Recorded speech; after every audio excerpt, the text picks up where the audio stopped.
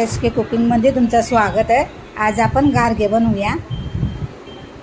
हे असं की गुढीपाडव्याला असं गोळ बनवतात। ते मी गुढीपाडव्याला बनवलं नव्हतं, ते काल बनवलं मी, म्हणजे आज बनवलं काल बोलते आज बनवलं मी। छान अशी खुसखुशीत मस्त गारगे बनवलेत मी। आता पाव किलो मी भोपळा घेतलाय, त्याचे साल काढून घेतले आणि छोटे छोटे असे तुकडे करून घेतलेत मी, कापून घेतलेत। सगळे असेच कापून घेऊया।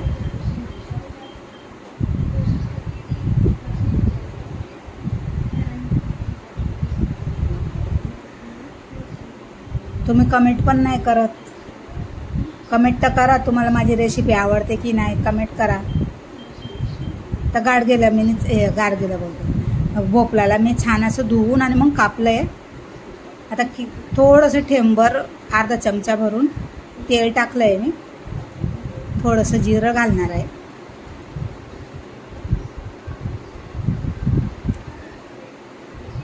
थोडंसं जिरं टाकलं आणि थोडंसं अर्धा चमचा भर तेल टाकलंय।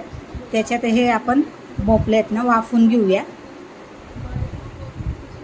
बारीक गॅस करायचा मंद आणि थोडंसं हलवून घ्यायचं चमच्यानं आणि मग झाकण ठेवायचं। लगेच 2 मिनिटात वाफून होऊन जातात, टाइम नाही लागत त्याला।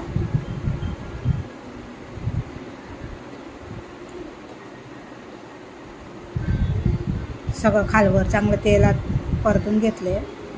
मला वाटलं हे झाकण बसणार, झाकण बसलं नाही उलटं ठेवते तर ते पण नाही बसलं। आता दुसरं झाकण लावलंय मी।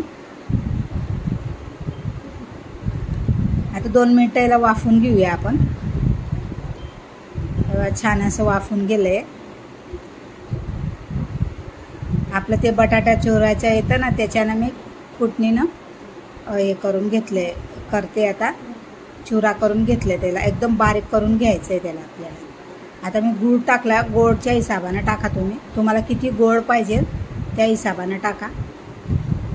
मला त्याच कलरचा गूळ भेटला आहे, तोच गूळ टाकते मी, कारण की पाव किलो भोपळा आहे आपला, तर त्याच्यासाठी आपल्याला गूळ पण कमी लागणार। असं नाही की निम्मी टाकायचं आहे, जेवढं आपल्याला गोडच्या हिशोबानं टाकायचं, तुम्हाला किती गोड आवडतं त्या हिशोबानं। आता हे छान असं मिक्स करून घेतलंय आणि एका भांड्यामध्ये काढून आणि मी असं, माझ्याकडे अशी कुटणी आहे त्याच्यानं मी हे करून घेतलंय, चुरून घेतलंय।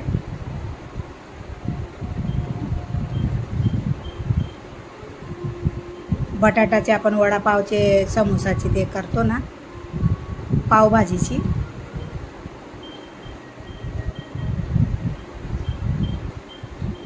आता हे चांगलं पातळ झालंय एकदम बघा। मिक्सरमध्ये पण फिरवू शकता, पण चिटकून जाणार ते मिक्सरला। असं हाताने केलं की बरं पडतं। आता मी हे 2 चमचा रवा घेतलाय, आपला पवा खायचा, पवे खातो ना आपण, 2 चमचा रवा घेतला आणि हे मी 3 चमचा याचं पीठ घेतले, तांदळाचं पीठ थोडंसं जास्त घेतले आणि 1 वाटी आपण गव्हाचं पीठ घेऊया।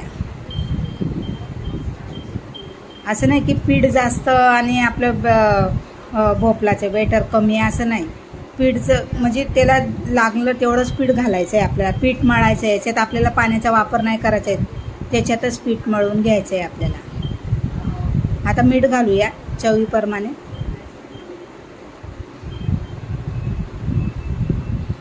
जेवढं मिश्रण आहे त्याच्यातच आपल्याला पीठ घालायचं आहे। आता मी 1 वाटी गव्हाचं पीठ घेतलं आहे, थोडंसं मिरची पावडर टाकली आहे। आता याच्यातच आपल्याला पीठ मळायचं आहे, पाण्याचा वापर नाही करायचा आहे आपल्याला। पातळ जर झालं तर पीठ टाकून अजून मळू शकता तुम्ही। आता माझं प्रमाण बरोबर आहे, 3 वाटा मी 1 वाटी गव्हाची पीठ घेतली आहे, 3 चमचा तांदळाचं पीठ घेतलं आहे आणि 2 चमचा मी हे घेतलं आहे रवा। हे बघा, आता बिना पाण्याचा वापर केला आहे मी। आता छान असं पीठ आपलं मळून झालं आहे।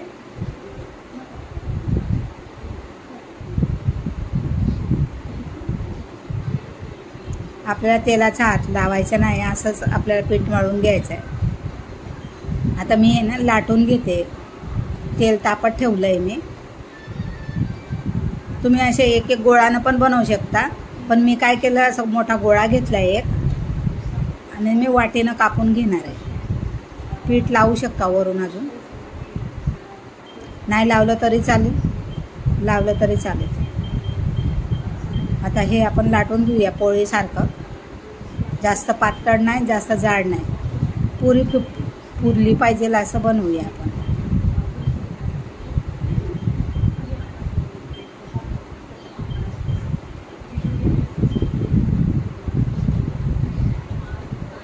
जेवढी अशी पातळ होती तेवढी करा, जास्त जाड ठेवू नका आणि एकदम पातळ पण करू नका. जास्त पातळ झाली ना तर कडक लागणार.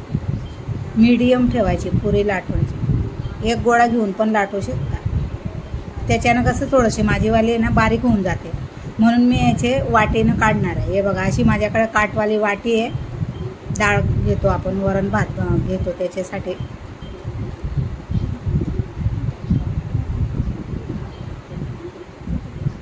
अशा सगळ्या पुऱ्या काढूया आपण. छान अशा पुऱ्या निघत आहेत बघा. असं मीडियमच लाटली आहे मी, जास्त जाड नाही पातळ नाही.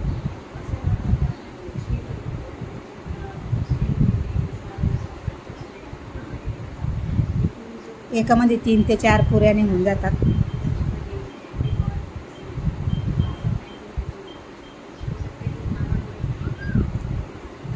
आता तेल आपलं मस्त छान गरम झालंय. जास्त कडक तेल गरम नाही करायचं, जास्त थंड पण नाही, मीडियममध्ये ठेवायचं आपल्याला तेल. एक पुरी टाकून बघते बघा, कशी मस्त अशी फुलून येते. त्याच्यावर तेल असं टाकायचं आपल्याला, आपोआप पुरी फुलते बघा.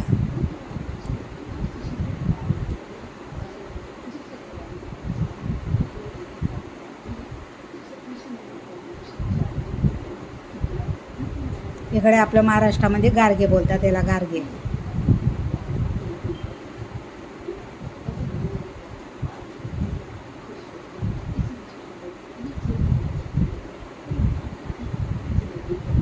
बघा, दोन्ही साईडनं छान असं शेकून झालंय. काढून घेऊया.